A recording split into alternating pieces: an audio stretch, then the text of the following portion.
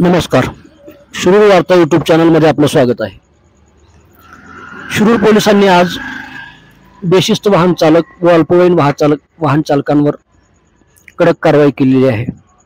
City बोरा college जवळील बीजे road येथे बेशिस्त व अल्पवयीन वाहन चालकांवर कारवाई करत पोलिसांनी 40,500 रुपयांचा दंड वसूल केलेला आहे.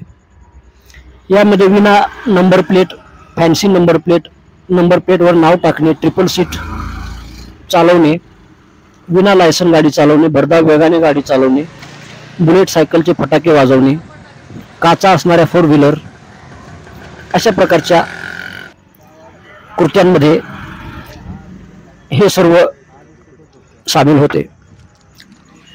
नव्याने दाखल झालेले पोलीस निरीक्षक संदेश केंद्रे साहेब यांनी ही कारवाई केलेली आहे. त्यांच्याबरोबर राजेंद्र वाघमोडे, पोलीस अंमलदार वीरेंद्र सुंबे, पोलीस अंमलदार आप्पा साहेब कदम, पोलीस अंमलदार ज्ञानेश्वर गोरे, पोलीस अंमलदार विकी यादव, पोलीस अंमलदार विनोद काळे यांची टीम होती.